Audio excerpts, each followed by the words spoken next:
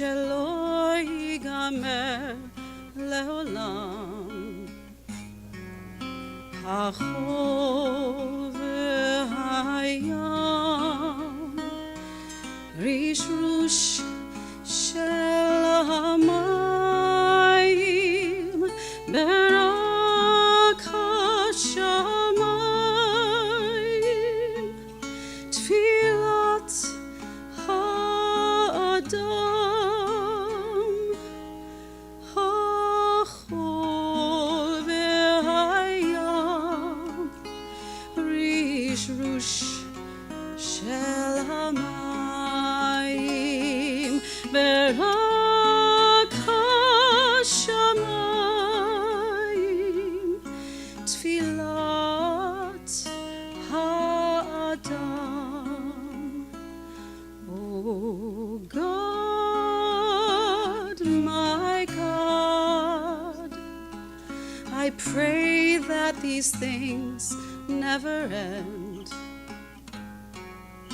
The sand and the sea, the rush of the waters, the crash of the heavens, the prayer of the heart, the sand and the sea, the rush of the waters, the crash of the heavens, the prayer of the heart.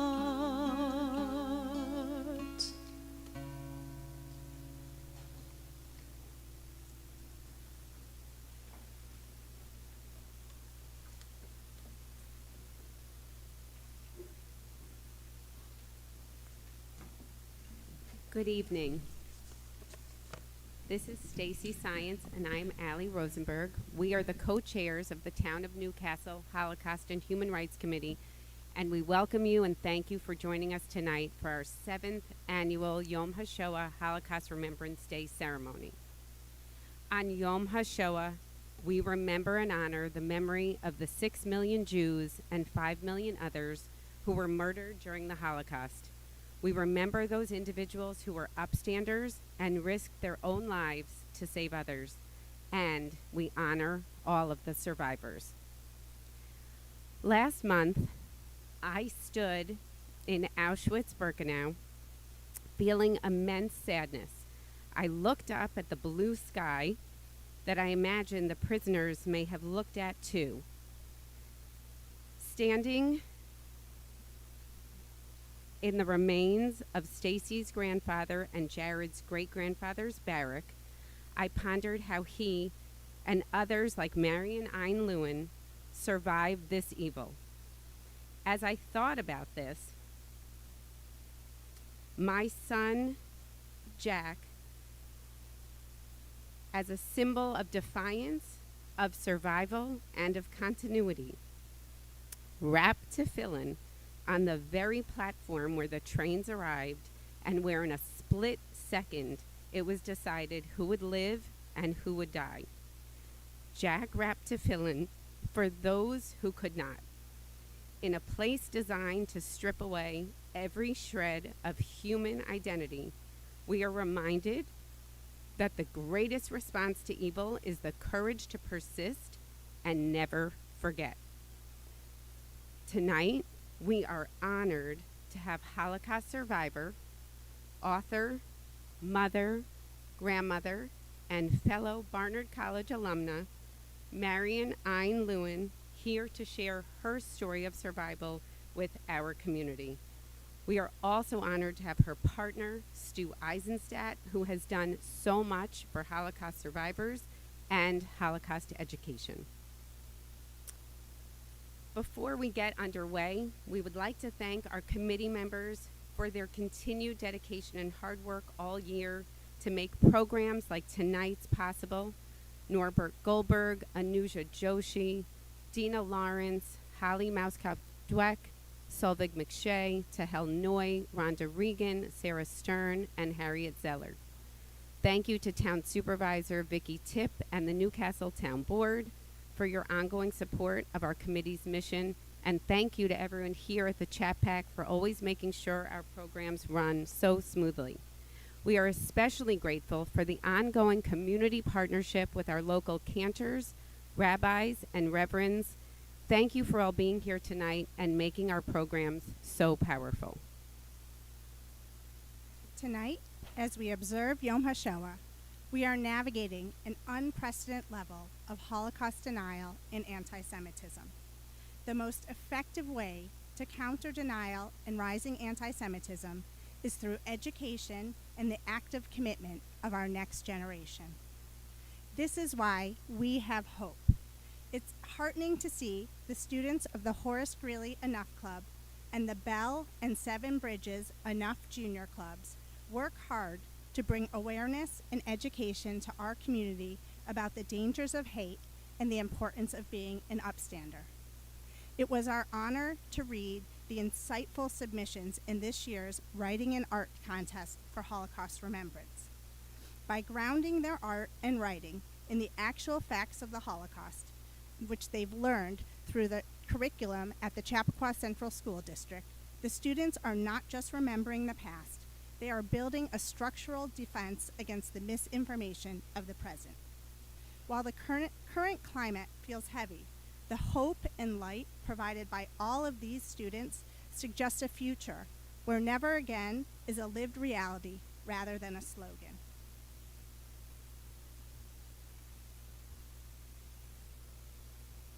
Good evening. I'm Jared Science, President of the Enough Club, along with Vice President Leo Levin. Yom HaShoah is about reflecting on the past and using those lessons to help create a better future. As students, we know it is our responsibility to stand up to hate. The mission of our club Enough, which stands for Educate Now on Understanding Genocide and Hate, is to empower students to stand up to all hate and to develop a community of acceptance through education and understanding of people's differences. As the great-grandson of 2 Holocaust survivors and a member of the next generation, we have a responsibility to listen to the witnesses of the Holocaust, retell their stories, and take action to educate each other. As Elie Wiesel's important words remind us, action is the only remedy to indifference. Thank you for taking the action to be here tonight to listen to Miss Lewin's story of survival.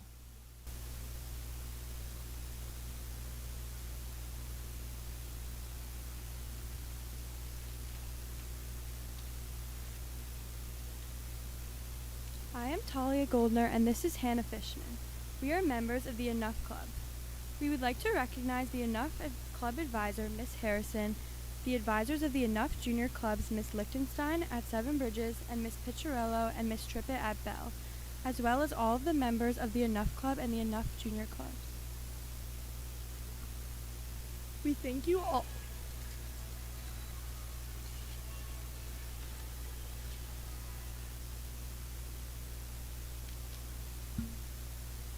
We thank you all for the hard work you do all year to support the Enough and Enough Junior Club's important missions. It is now our honor to introduce Mary Devane, the Chappaqua Central School District K-12 Coordinator of Social Studies Curriculum and Instruction.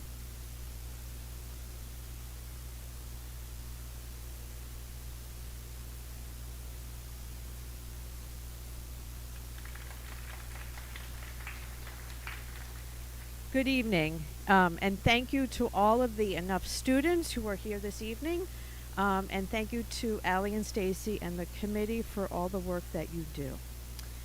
I am here tonight to highlight some of the work happening inside CCSD classrooms that enable our students to fully engage and participate in programs like the Art and Essay Contest, the winners who we are recognizing this evening.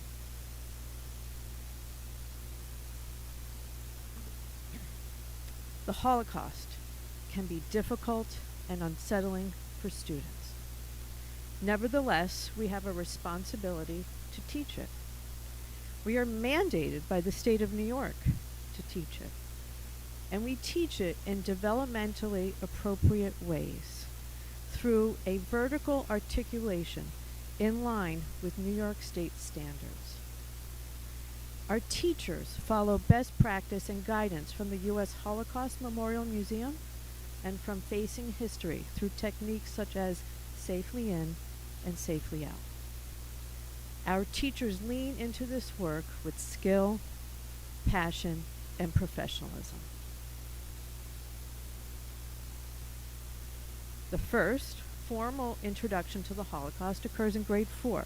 All students read Lois Lowry's Number the Stars in the ELA Historical Fiction Unit. The experience is supplemented with resources from the Courage to Act exhibit at the Museum of Jewish Heritage. Here you see students learning about the Danish rescue from a virtual field trip through the exhibit. As students continue to the middle school, each grade level has a lesson for Holocaust Remembrance Day on January 27th. Our 5th grade students learn about the story of Jack Feldman through the eyes of 10-year-old Elliot Science in the film The Number on Great Grandpa's Arms. Students are then able to ask questions to Elliot and his brother Jared, who is here this evening. 6th grade reads the book The Butterfly by Patricia Polacco with its message of hope and shared humanity. 7th grade explores the allegory in Terrible Things by Eve Bunting and discusses the role of upstanding. And this year, the 8th grade interacted with survivors on the Survivor Stories portal from the Museum of Jewish Heritage. AI technology is used to process pre-recorded testimonies of 10 different survivors to allow students to engage in simulated real-life conversations. Next month, 8th grade students will begin studying World War II and the Holocaust in both English and social studies classes. In English, all students will be reading The Diary of Anne Frank as an introduction to the unit on historical text. At the same time, students in social studies will be diving deeper into the timeline of events surrounding rising anti-Semitism and the Holocaust. This includes a guest speaker from the Holocaust and Human Rights Education Center Generations Forward program, telling the story of a Holocaust survivor.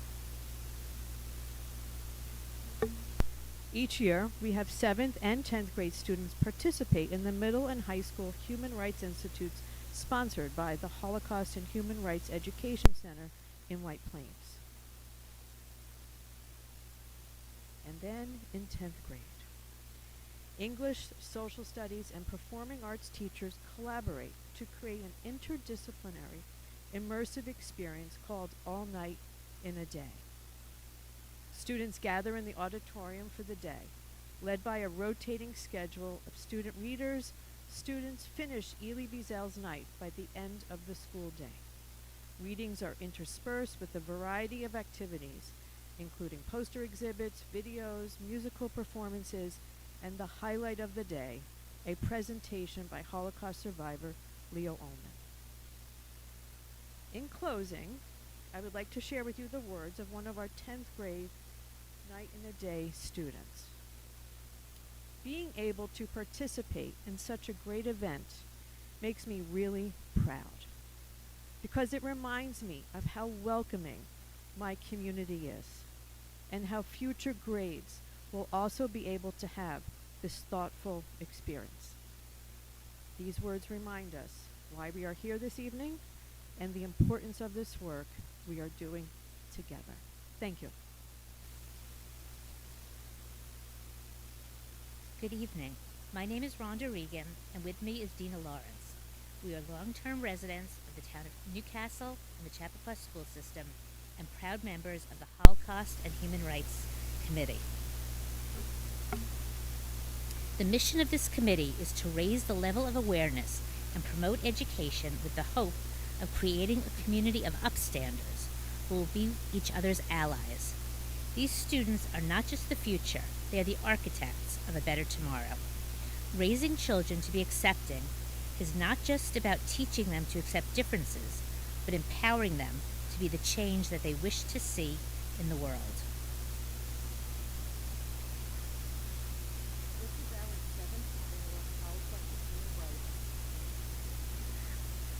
Arts and Writing Contest.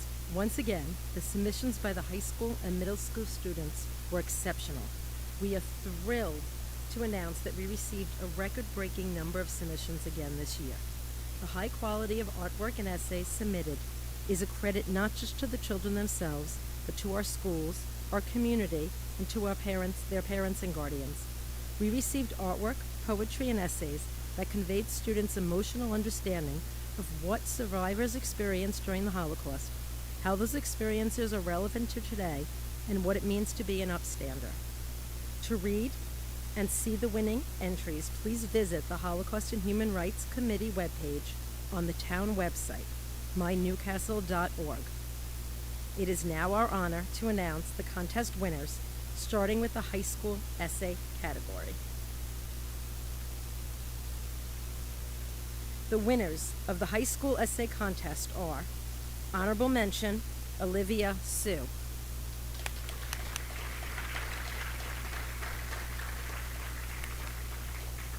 Third place, Adela Wang.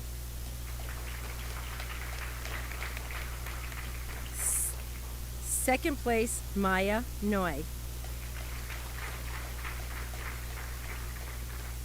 And first place for the high school essay contest goes to Sadie Applebaum. We now invite Sadie Applebaum to read her essay.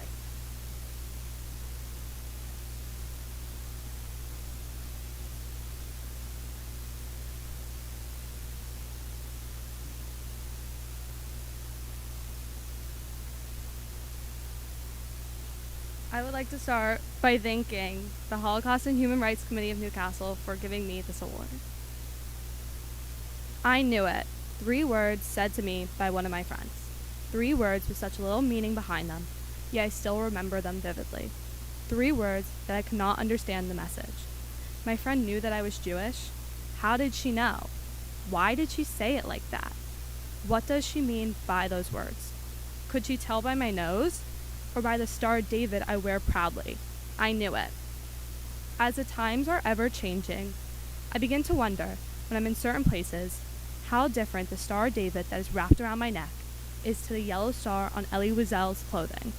My Star of David, given to me by my grandmother on Rosh Hashanah in 2024. I wear by choice.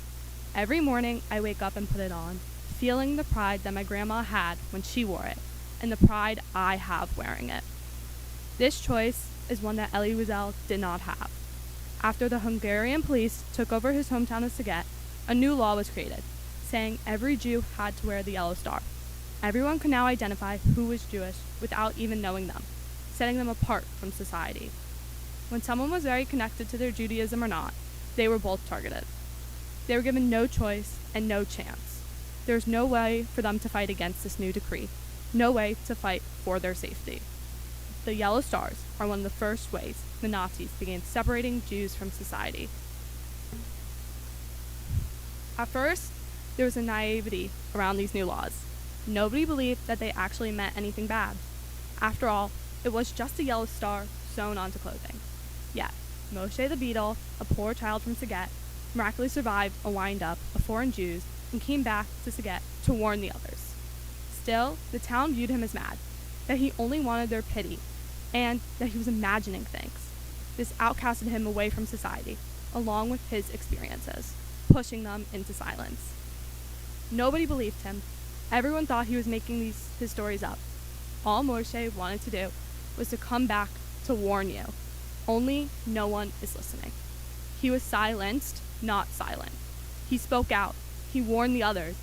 Only no one was receiving his words. No one chose to listen. Moshe did not want his pity. He wanted to help. He wanted the safety of his fellow Jews, but he was already an outcast. People disregarded him before he told his stories, and people were not going to listen to him after. To think, if they had listened, how the outcomes could be so different. Silence is a powerful tool when used correctly. There's a right time and a wrong place. I think about the people who stay silent, As issues emerge around the world, many choose to speak and to not speak, with different reasons for each. I know that if I spoke out about anyone or anything, I would be marked. A target would get placed on my back. People would listen and then twist my words. Why? Because I am Jewish. Because in today's media, Jews receive hate, comments, and sickening insults due to their Jewish identity and nothing else. My silence is for my safety, for Moshe. His silence is pushed onto him from his society. A name brings a sense of power, an identifier that is not chosen by you, but given from your parents. In Jewish culture, it's tradition to name your child after an ancestor that has passed, and with a small celebration marking your name within your community.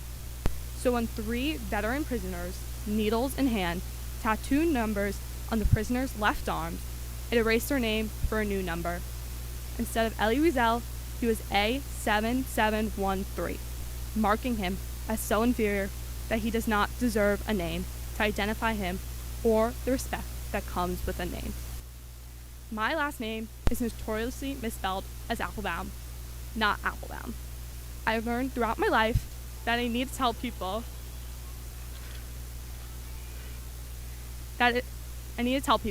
no, it is not spelled like the fruit. The very slight change in my last name creates an unease with me. I may laugh it off sometimes or even joke about it, but I know that is not who I am. I am Sadie Applebaum, named after my great-great-grandpas, Nathan and Sam. My name represents me. When Wiesel's name was taken from him, he lost his own true self to the world he was within. It was one of the first events in Auschwitz, one that millions of prisoners went through before and after Wiesel, where the number was engraved onto someone's arms. He was not himself anymore. One cannot be if you do not have your own name. I wonder if the Nazis knew that some Jewish cultures do not support tattoos, or that you cannot be buried in some Jewish cemeteries if you have a tattoo. I wonder if they knew that the numbers inscribed not only take away their identity, but also make the Jewish people leave part of their culture behind. I wonder. Wiesel ended his memoir of night with himself, who decided to look at myself in the mirror on the opposite wall, which revealed from the depths of the mirror that a corpse was contemplating him. Looking at the reflection of someone who is not Wiesel, but a person who has been through the worst of the worst and is somehow still standing. Wiesel remembers the look in his eyes as he gazed at himself, which has never left him. Wiesel was looking at himself, yet from the depths of himself, he knew it was not him. It was not Eliezer from Saget, who wanted to be a Kabbalist. It was not the young boy who wanted to immigrate to Israel. It was not the son of his father. It was not Eliezer. The man who stood before him, looking at him, was somebody completely different. Wiesel does not even reflect on it using personal pronouns. It was not his eyes, but my eyes, but Wiesel's eyes. Wiesel knew that the corpse-like body was not his own. The eyes that glanced over his body were that of an entirely different man.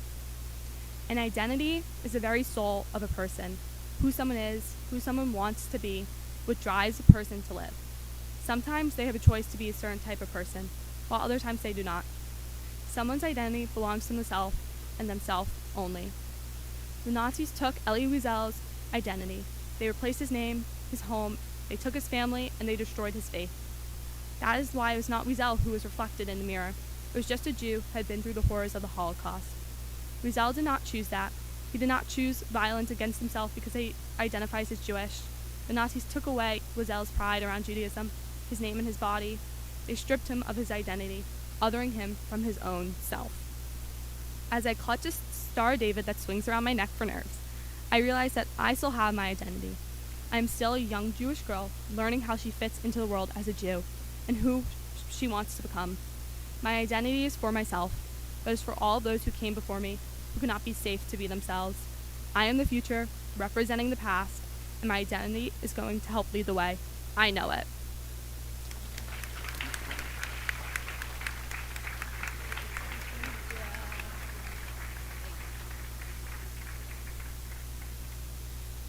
Can the winners, if you're here, come up to receive your prize?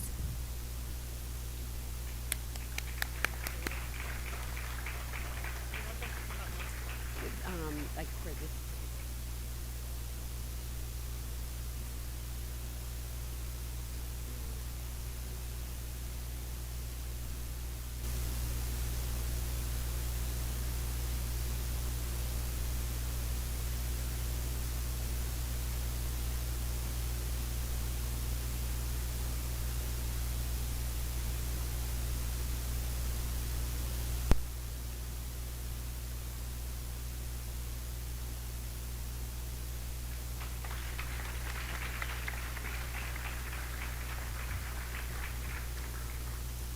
Thank you, Sadie. Wow.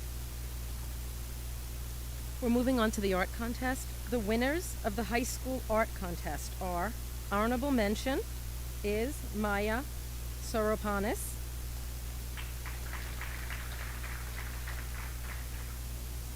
In second place, I have Ania Padmaban. In second place, Naomi Stein.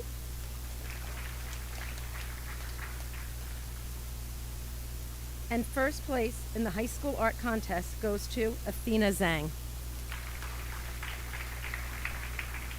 We now invite Athena Zhang up to read her artist statement and show her artwork.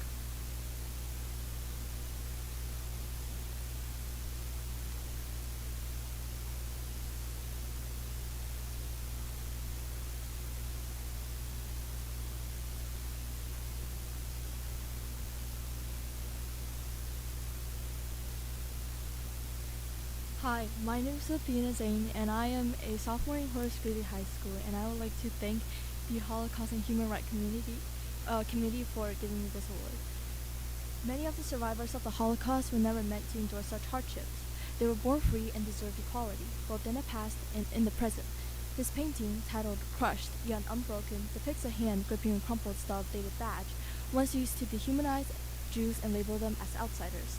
It symbolizes a scar in history and a people nearly destroyed, while the hand represents the resilience of the living and the enduring memory of those who were lost. Never shall we forget the pain of those who were labeled, dehumanized, or forgotten. Thank you.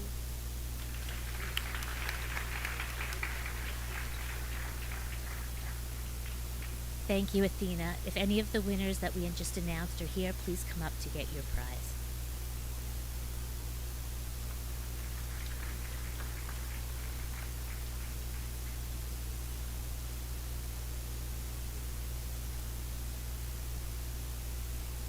Now moving over to the essay contest for the middle school.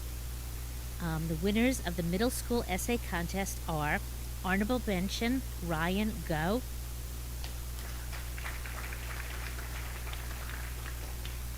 Third place, Tyler Lefkowitz. Second place, Kishore Rishan. And the winner of the first place of the middle school essay contest is Alba Wang. We invite Alba up to read her essay.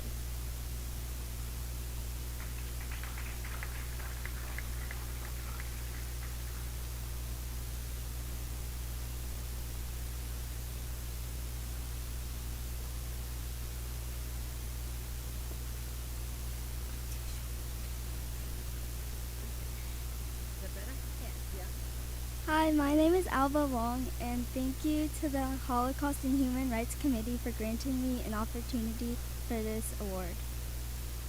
To be an upstander is to recognize an injustice and take action. In contrast, a bystander is someone who notices something incorrect, yet doesn't act in the face of harm. Irina Sendler was a 29-year-old Polish social worker who fought against the cruelties of the Holocaust. She smuggled in thousands of Jewish children out of the Warsaw Ghetto, where she had access.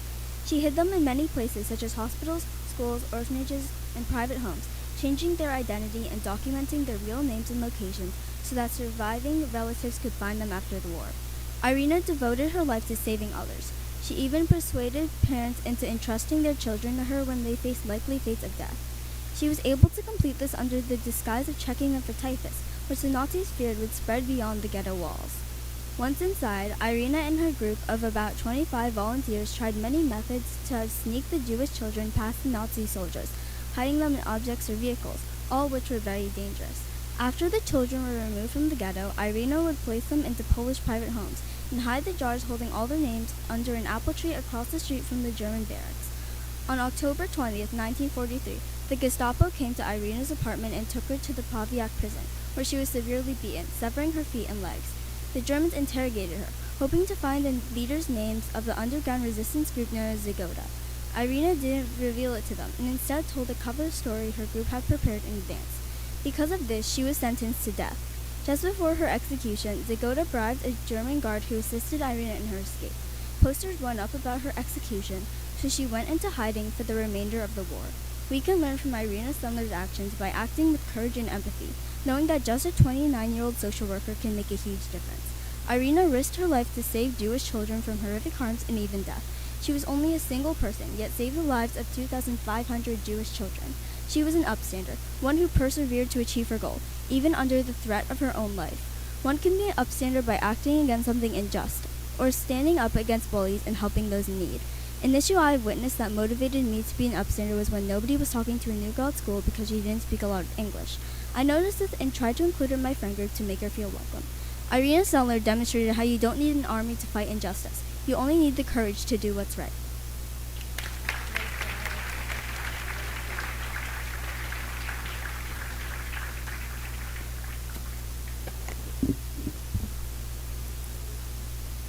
Alba, thank you. Beautiful job. We're moving on to the middle school art contest. Oh, okay. If the winners can come up and get their prize, that would be great. Okay. So the winners of the middle school art contest are honorable mention, Samrud Salam,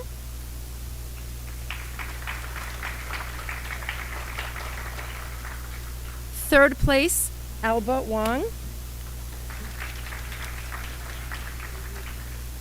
second place, Jason Anabi and Alina Zhang.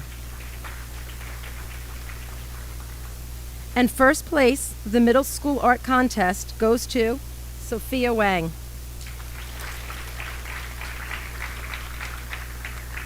We now invite Sophia up to read her artist statement and show her artwork.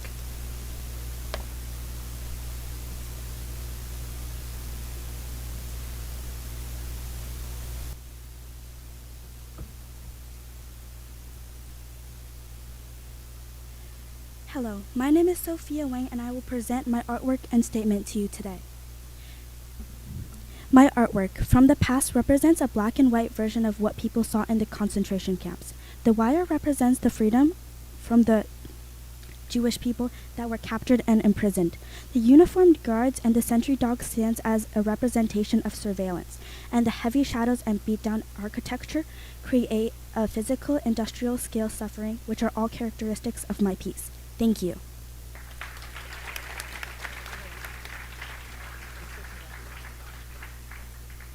Congratulations to all our winners tonight. Thank you. And if you haven't come up and grabbed your prize, please do. Thank you.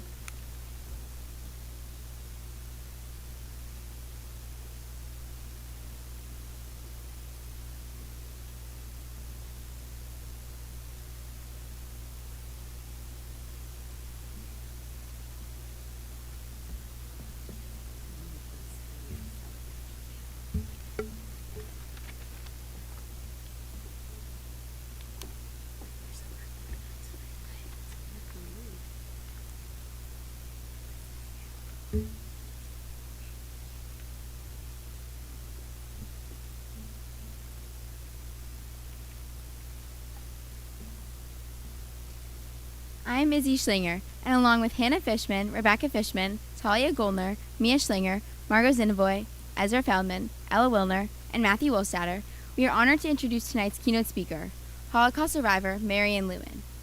Miss Lewin was born in Amsterdam, Holland, now the Netherlands, in 1938, and survived Westerbork and the infamous concentration camp Bergen-Belsen, together with her mother and father, Karl and Ilse Hess, and her twin brother, Stephen Hess. They were one of a small number of families who survived the Holocaust intact. The Hess family arrived in Manhattan on January 1st, 1947. The twins, then age 9, had never been to school and were placed in kindergarten.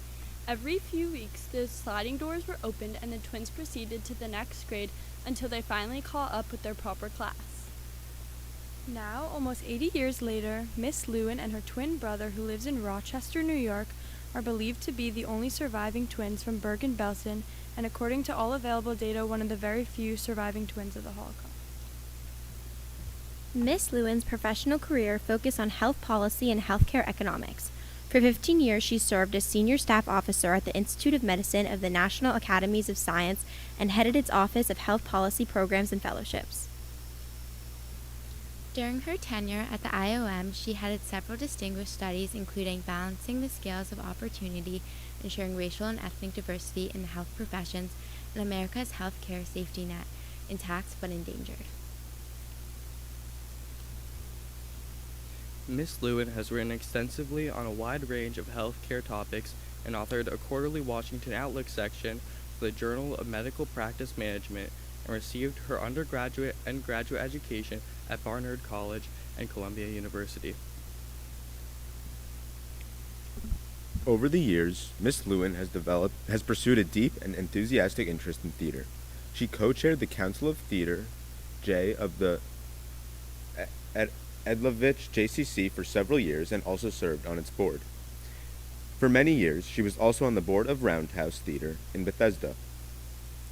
In the last couple of years, Ms. Lewin and her brother have helped Ferris Castle in the research and due diligence for Inseparable, a book about her family and the impossible odds of their survival in the Holocaust. It is now our honor to introduce tonight's keynote speaker, Holocaust survivor Marion Ein Lewin.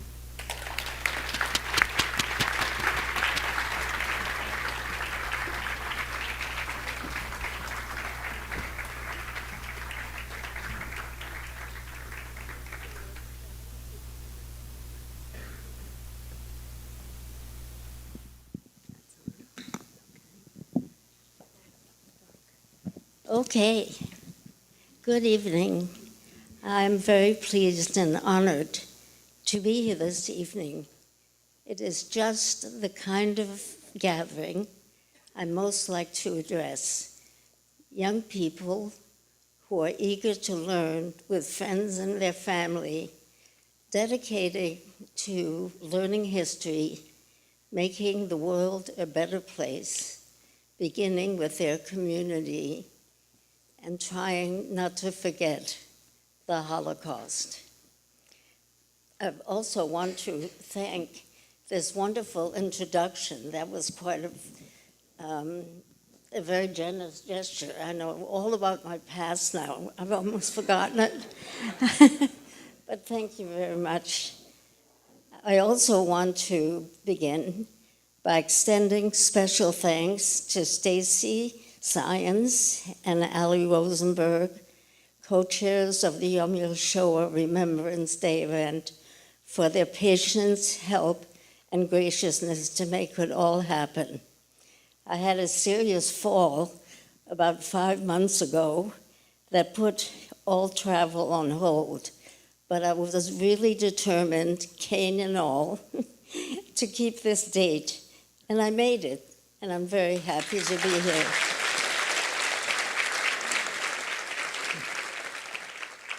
I also want to thank my wonderful partner, Ambassador Stuart Eisenstadt, for changing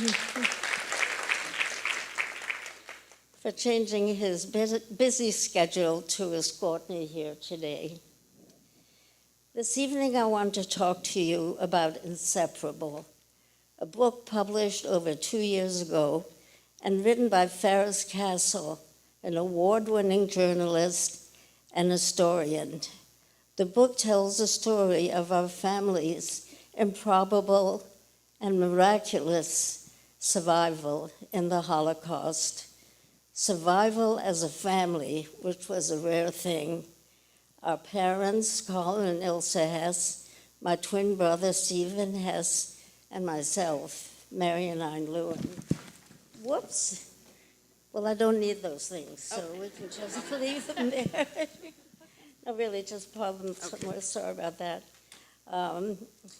According to available records, Stephen and I are the only surviving twins of the Holocaust.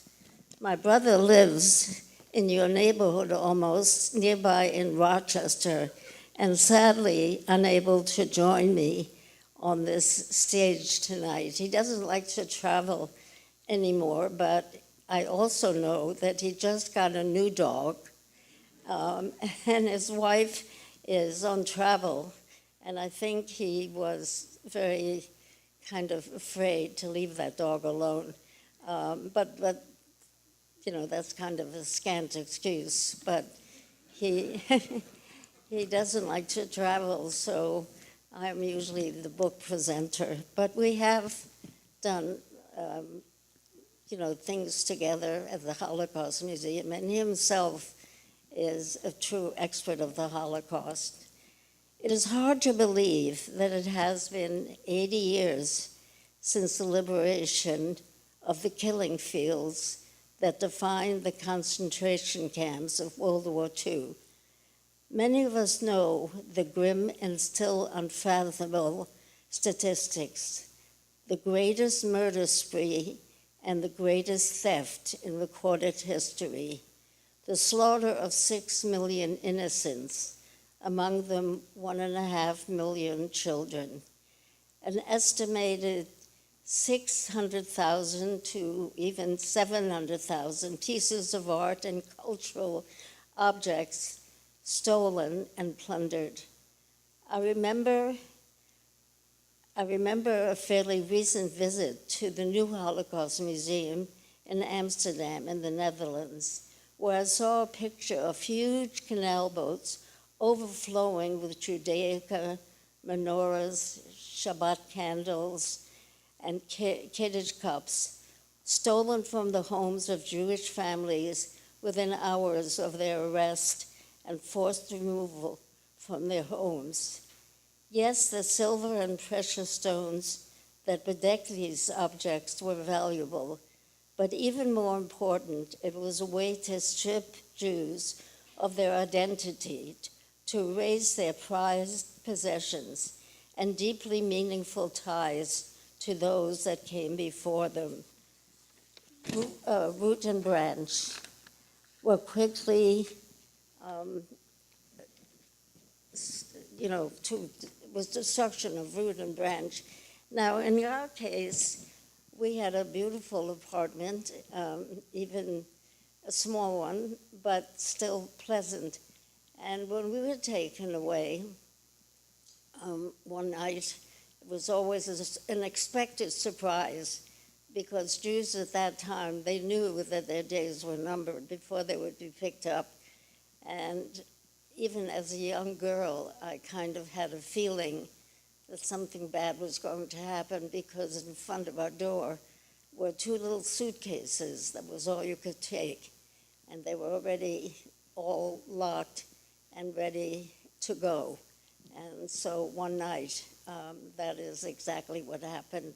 And we were taken to Westerbork and later Bergen-Belsen. And I have a slideshow which really tells our story, and so we're going to focus on that in a minute.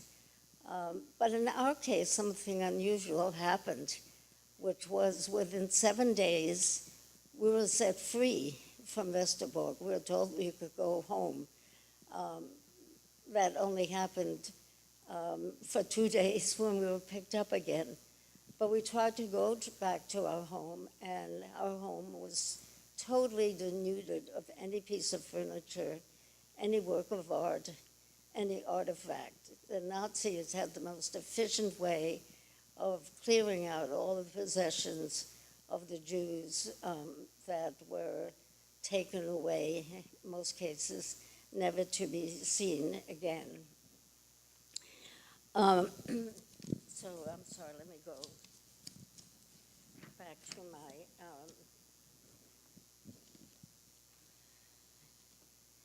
Hitler and his henchmen were responsible for the murder and erasure of 2/3 of the European Jewish community, which is an unbelievable thought, that many Jews in Europe with such a rich culture, such a rich tradition, totally disappeared. And of course, they have never been replaced. And where did we fit in this veil of tears and tragedy? My parents were both born in Germany, and both came from large families. My mother was an only child, but her mother, my grandmother, came from a family of 21 children, only 3 survived the Holocaust. My father came from a small town. His father was a horse trader, although his lifelong dream was to have been a teacher, which he was never able to do. My father left home at 17, rejecting his Orthodox and provincial upbringing when Hitler appeared on the scene. They were sure he was a temporary phenomenon. My parents were happy and successful and felt assimilated in their home country, Germany, and did not see the writing on the wall until it was almost too late. They were good friends of Anne Frank's family and escaped to Amsterdam, Holland, at about the same time, as did a lot of other Germans who stayed in Germany hoping that Hitler would not be on the scene very long, but then realizing that was not going to be the case, they quickly left for Holland because Holland was neutral in World War I, and they did not expect the Germans to invade Holland. But the Germans did invade Holland and quickly defeated the Dutch. And so, at that time, the remaining Jews, their days were truly numbered because all escape routes were being closed. And my parents tried in many ways to still leave Holland, but the options were really no longer there. The best options were to go into hiding, but nobody wanted to have a family with toddlers or 5-year-olds because the key to survival there was to be very quiet, and twin toddlers aren't usually fall into that category. And the other way was to have your children go to another country or far away and be taken care of by strangers, wonderful strangers who want to do their part, but to be taken away. And somehow my parents could not, they just couldn't think about a life without their children. And so they made the decision that we would stay together, whatever happened.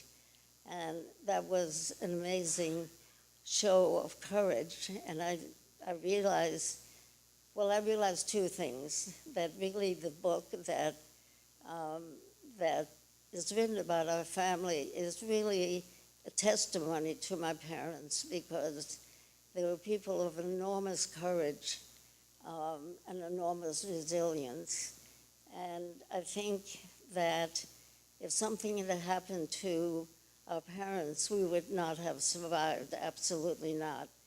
And if something had happened to my twin brother and I, my parents wouldn't have survived. So it was the bond, the going through this horrible experience where you never think you're going to live another day, but just that we were together, that somehow made possible this miracle, because it is a miracle that we all survived.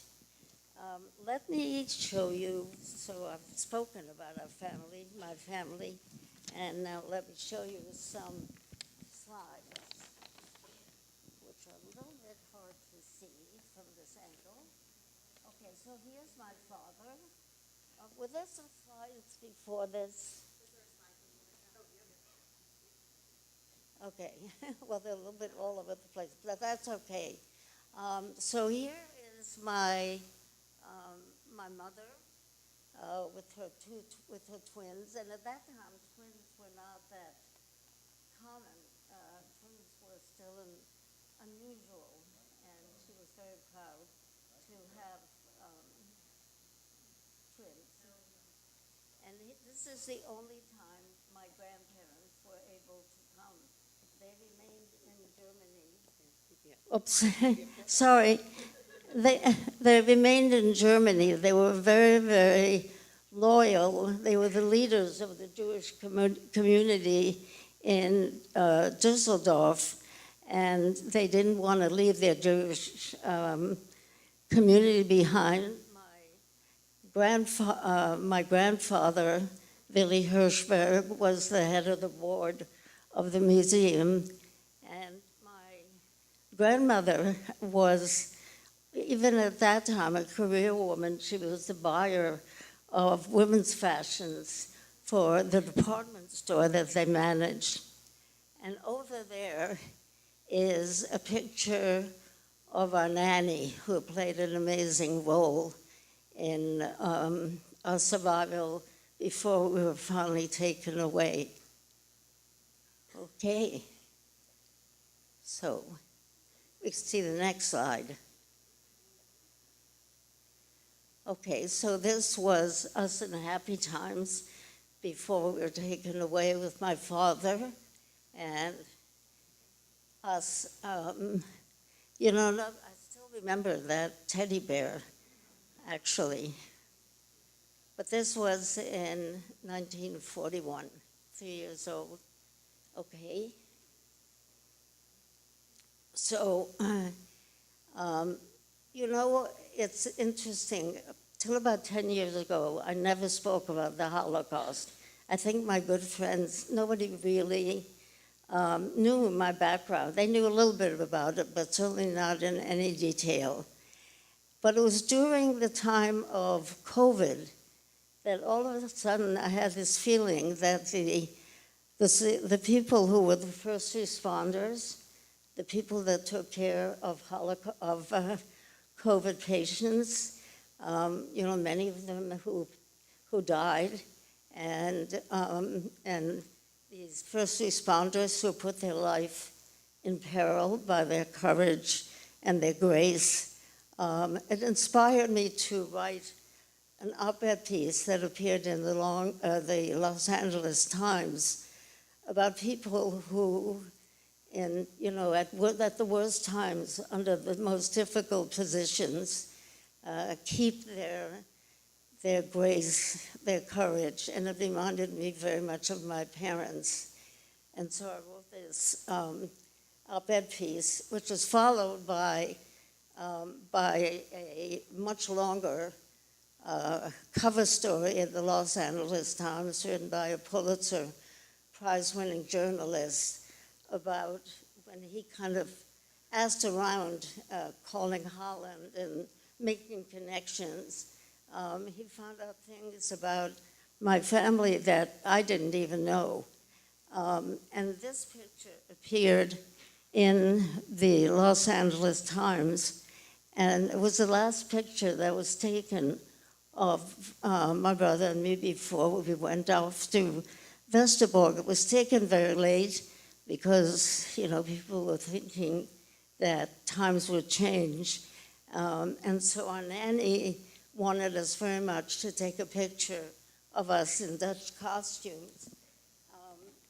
And she still wore these traditional costumes when she came to work for us.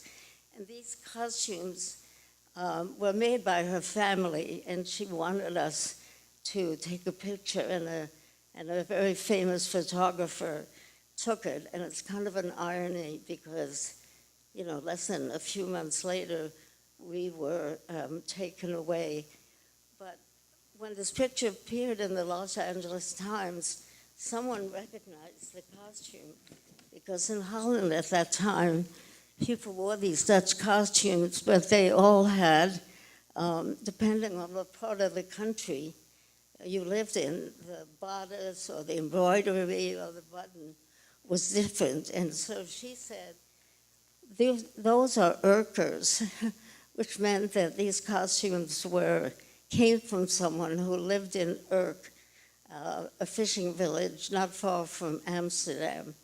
And so the reporter went back to this community and discovered not the nanny who was seriously injured in a bicycle accident, but her daughter, the daughter of the nanny. And the writer of this newspaper article interviewed the daughter, and the daughter said, my mother, loved taking care of small children, but, sometimes when she had a special bond with them, she would name her children after them, and that's why my sister is called Marion, which I thought was quite a revelation. And it also revealed that it was, it's a good lesson that many years after we experienced the Holocaust, there's so many stories, the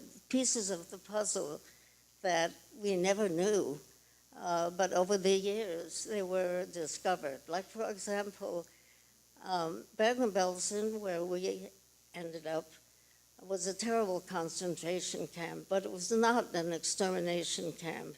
There were no gas chambers. The people from Holland who were taken away by the Dutch police, the Green Police, or the Nazis, the first 2 years, all the trains went to two places, Sobibor and Auschwitz. If we had been on those trains, my twin brother and I would have been murdered the first day or the first week, because nobody, if you weren't kind of eligible for slave labor, you were totally expendable. So we would have been murdered there. And because we were able to stay in Holland for a little bit longer, by the time we were deported, there were trains going to Bergen-Belsen, a camp that no one really knew about, which ended up being a terrible camp, and half the people perished there, but was not an extermination camp. And I never, till the end of their lives, I never really had a good answer to the question of how did we end up in Bergen-Belsen, which had at least some chance of survival. And my parents didn't really know, but I discovered it just not that long ago when we discovered that we actually, my father and my mother got passports.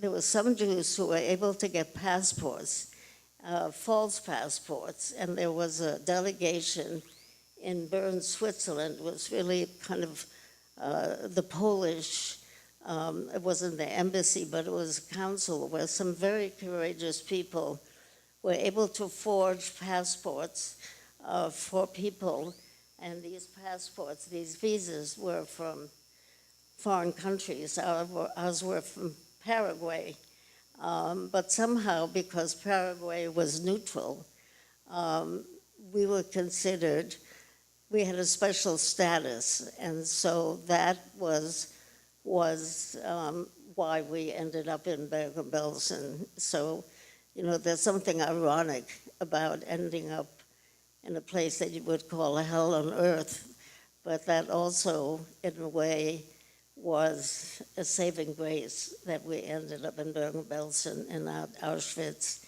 and not Sobibor. Okay, let's do the next ones. So this is, Kristallnacht. That was the infamous day when all the synagogues and the stores that the Jews owned were destroyed, the night of broken glass. My grandfather, this wonderful man who was head of his synagogue, ran to the synagogue to see whether he could do anything. Of course, he was not able to do anything, and he was beaten and actually put in prison, and the synagogue was destroyed. And then my grandparents on my mother's side did an extraordinary thing. Because the synagogue was destroyed, they set up a place of service in their home. They had a rather large home, which soon after they were forced to leave, but at the time they still had it. And he turned two of the rooms into a place of worship. And he tried to make it as beautiful as possible, putting rugs and memorabilia in the room so that the Jews who were still remaining in Germany had a place to observe and a place to continue their tradition. Okay, so this is, I have to get up again. This is good practice for me. So this is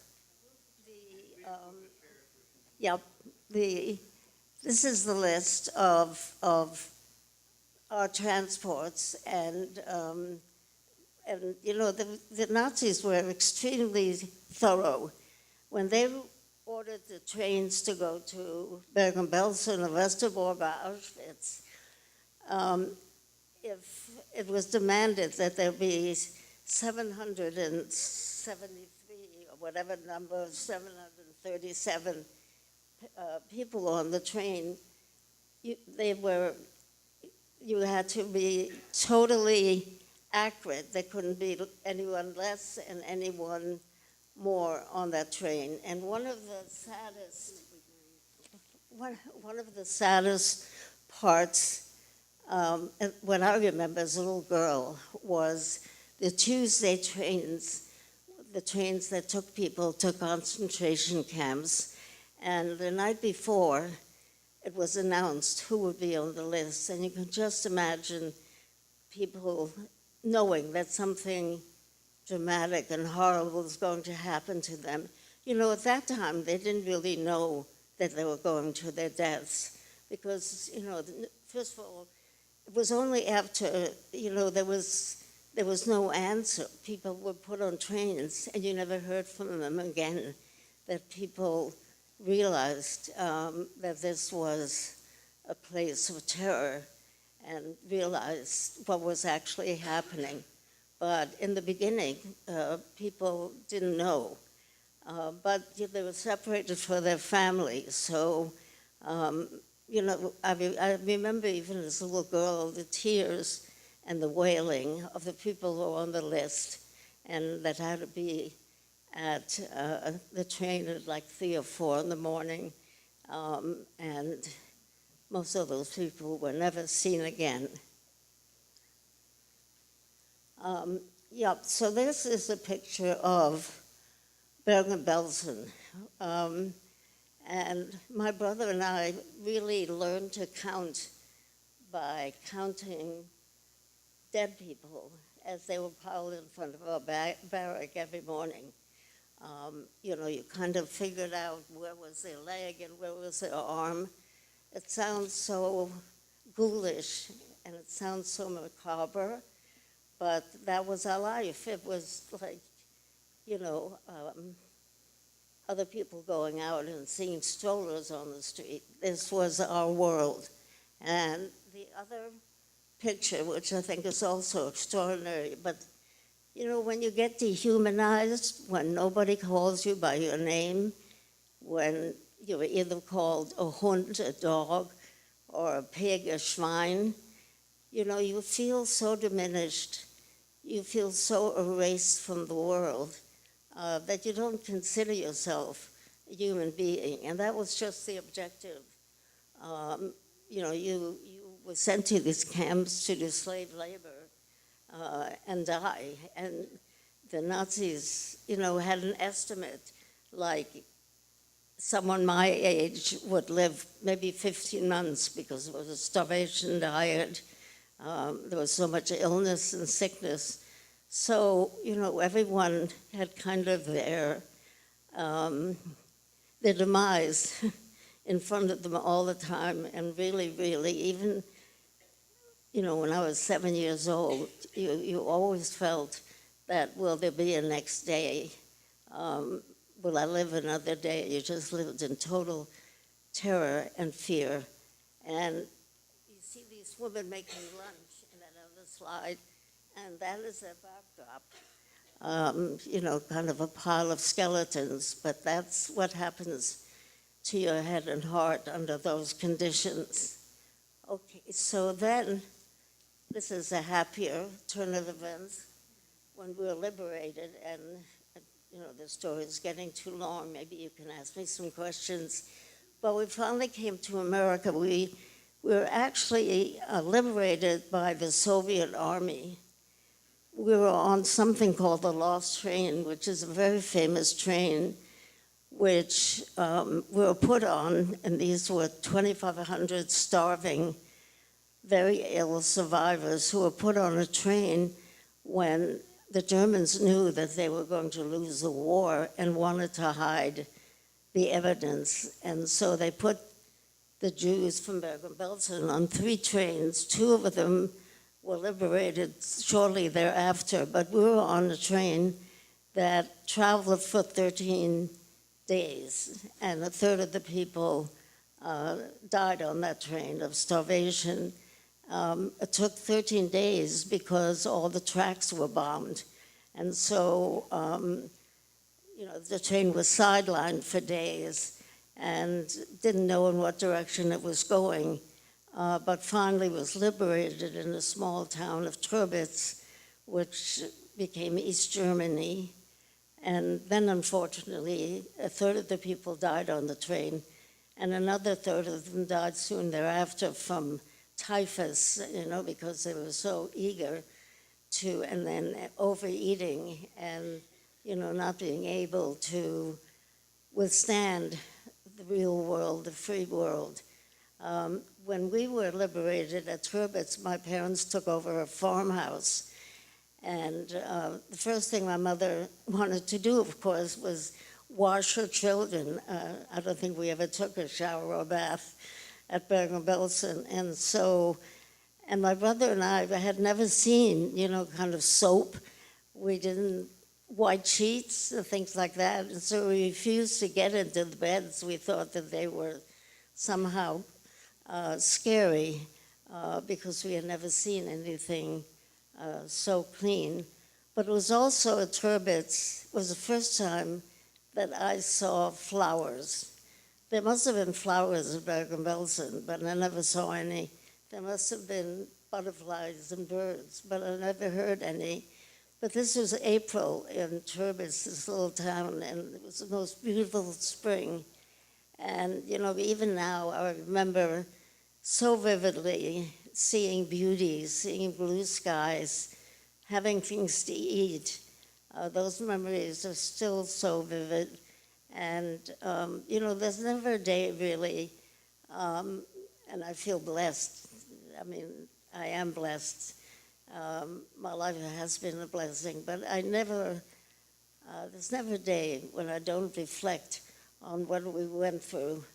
And there's never a day when I don't have fresh flowers in my house because they remind me of survival and revival. So we came to America in 1947.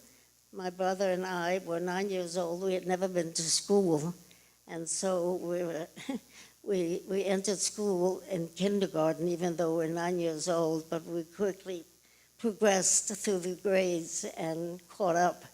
And this was Queen Elizabeth. There was my mother shortly after we moved to America. And she was amazing. Even after the war, she was very pale, but she always was beautifully dressed. She always wanted to show her best. She was a phenomenal human being. And so the last slide, I think, is an ashtray. Unfortunately, my father was a smoker.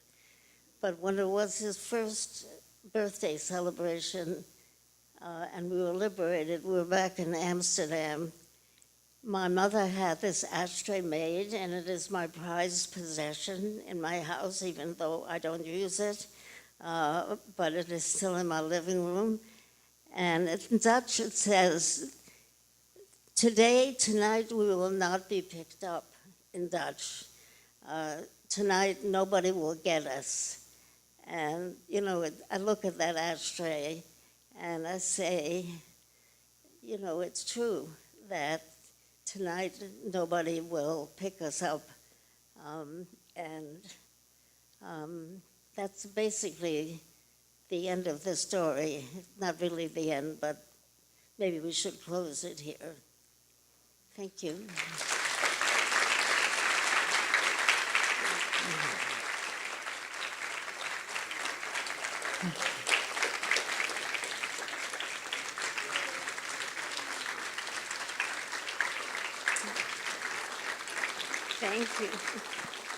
Thank you. Thank you very much.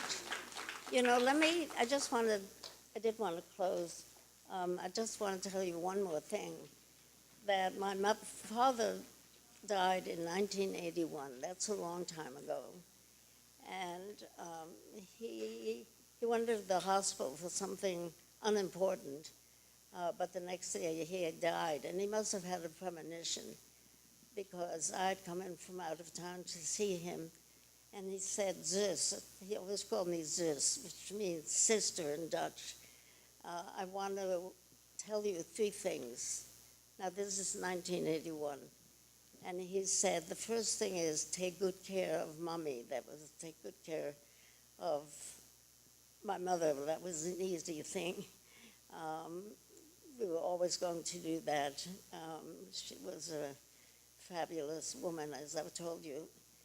The second thing that he said was, I'm worried about the state of Israel, because it's so wonderful to have a country that has been a haven for Holocaust survivors and Jews that never had their own country.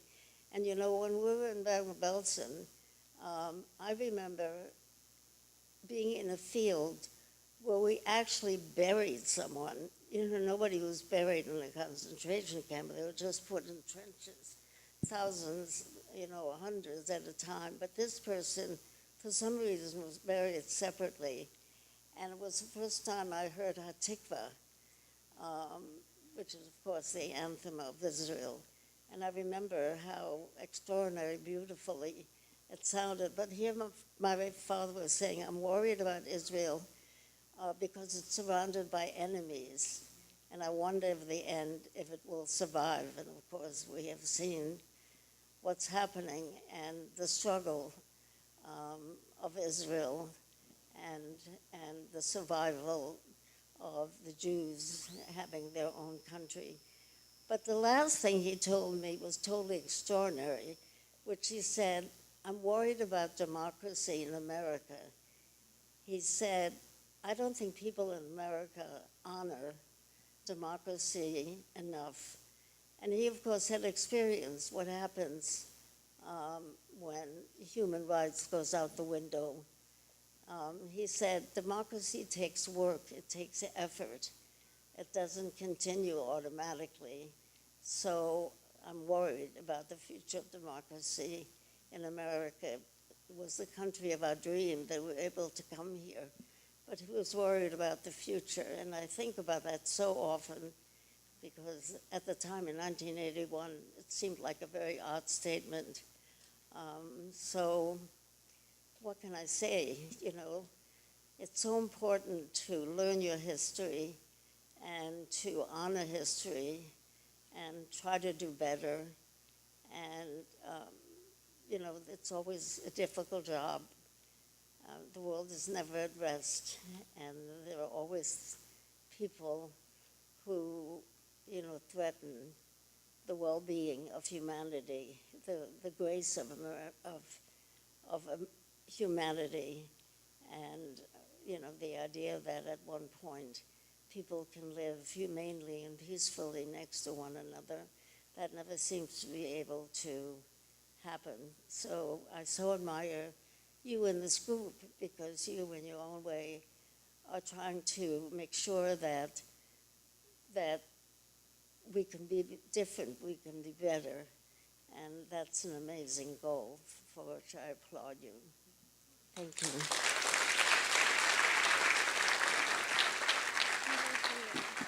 Okay. Oh my goodness, flowers.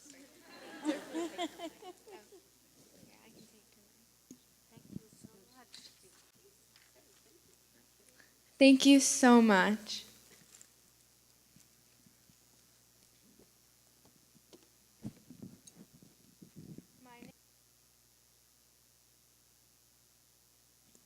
My name is Phoebe Rosenberg. Miss Lewin, thank you for sharing your incredible story with us this evening. We all feel so lucky that you were able to travel here this evening to share your story with us and make us all witnesses. We will never forget.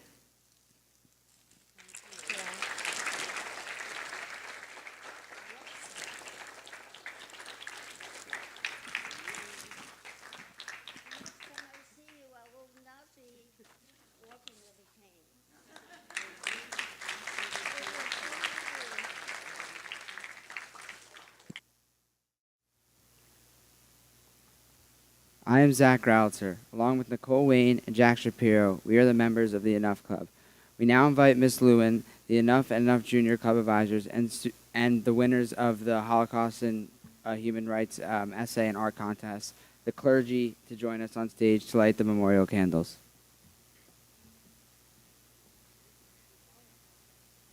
Tonight, we will light 7 candles. We light 6 candles in memory of Miss Lewin's family and the 6 million Jews who were persecuted and murdered simply because of who they were and what they believed. We light a 7th candle in memory of the millions of other groups of men, women, and children who were discriminated against by the Nazis and who perished by their hands. The Roma, the Sinti, the LGBTQ+ community, the disabled, and all those who dared to oppose Nazism.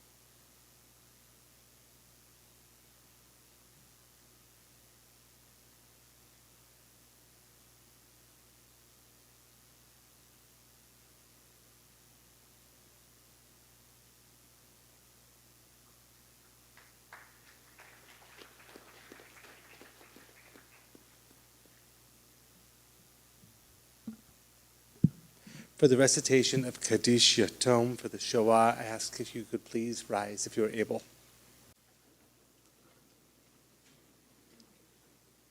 In memory of the 6 million, Yitkadal, Auschwitz, V'Kadash, Lodz, Shmei Rabbah, Ponar, Ba'amad Ibrach, Hirtei, Babiyar, Ve'emich Machutei, Majanek.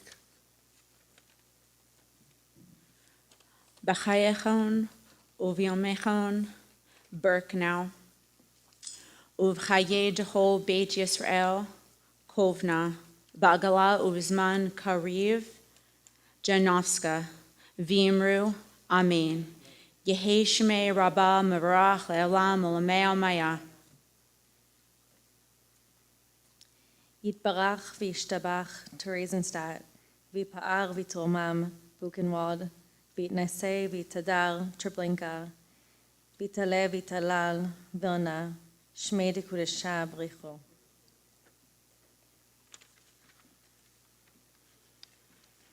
L'Elam Althausen, Bin Kol Birchata V'Shirata Dachau, Tushbechata V'Nechamata Minsk, Damiran Ba'alma Varsha, V'Imru, Amen. Yehi Shlama Rabba Min Shemaya, V'Chaim Aleinu Ve'al Kol Yisrael V'Imru, Amen. Oseh Shalom B'Romav, Hu Ya'aseh Shalom, Aleinu Ve'al Kol Yisrael V'Imru, Amen.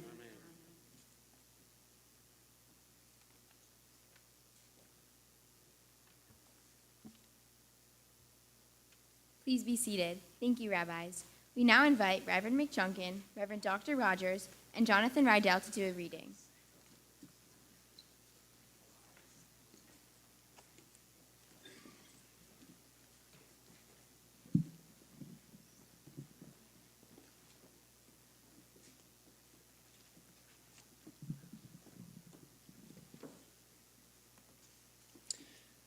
First They Came by Pastor Martin Niemöller.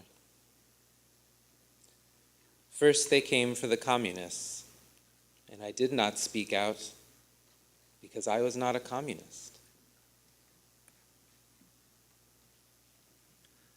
Then they came for the socialist, and I did not speak out because I was not a socialist. Then they came for the trade unionists, and I did not speak out because I was not a trade unionist.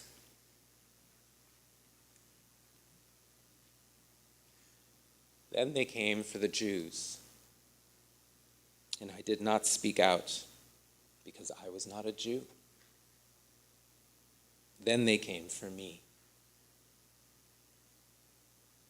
and there was no one left to speak out for me.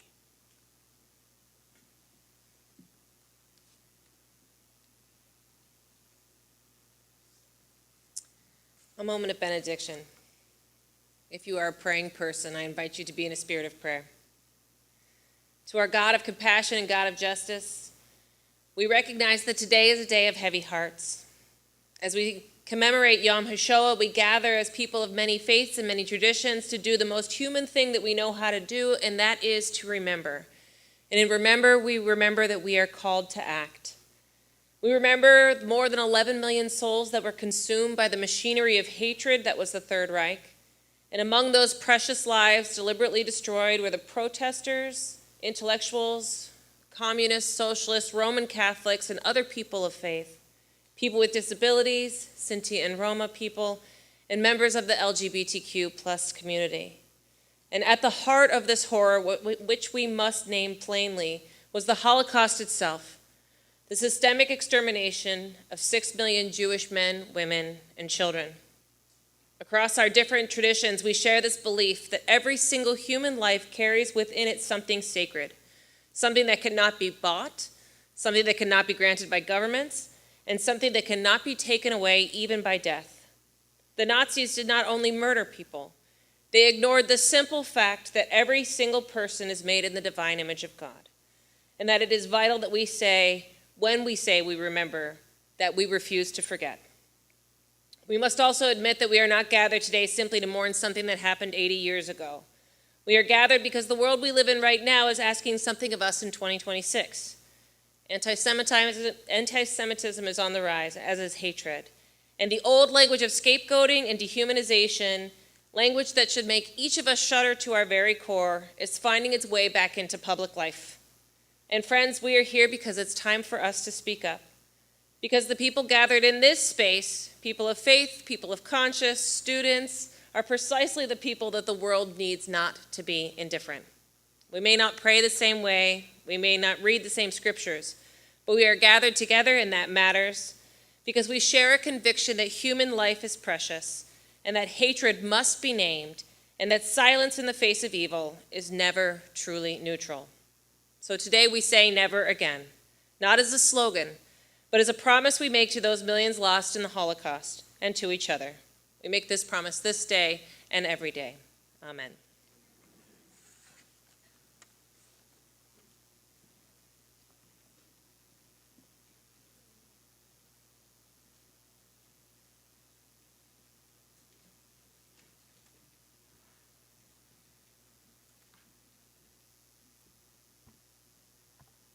I am Rex Heller, a member of the Enough Club, and this is Thomas Peterson, a member of the Enough Junior Club. Thank you, Reverends, for your powerful reading and benediction. We thank everyone for joining us tonight.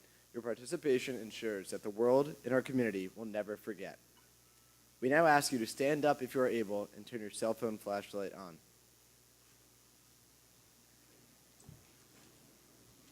Lift your cell phone flashlight high in the air. The light represents our survivors and the next generation that is helping to create a better future. Please repeat after me. We will never forget. We will never forget.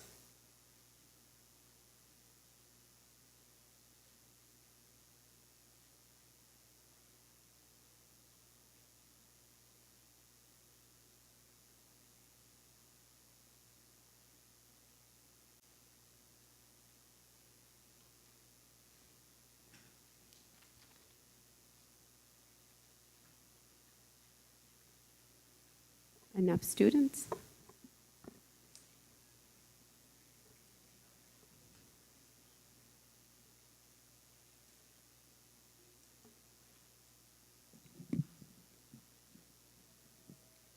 This week, the Enough Club is hosting a week-long event called Greeley Unified Week.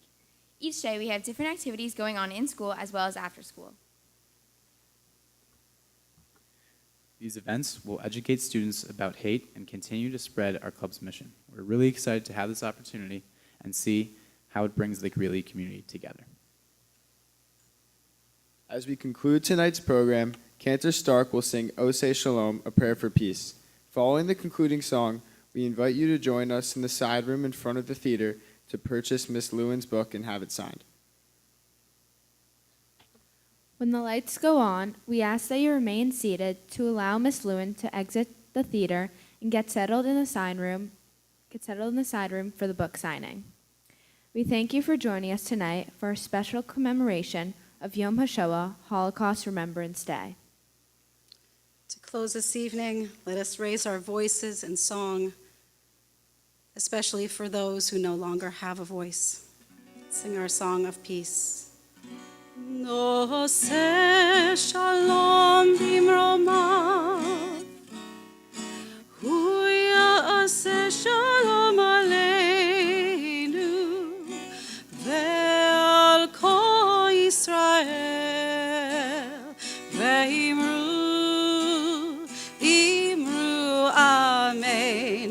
Ya'aseh shalom, ya'aseh shalom, Shalom Aleinu ve'al kol Yisrael, Yaseh Shalom, Yaseh Shalom, Shalom Aleinu ve'al kol Yisrael, Yaseh Shalom, Yaseh Shalom, Shalom Aleinu ve'al kol Yisrael. Yaseh shalom, Yaseh shalom, Shalom aleinu ve'al kol Yisrael. Yaseh shalom, Yaseh shalom, Shalom.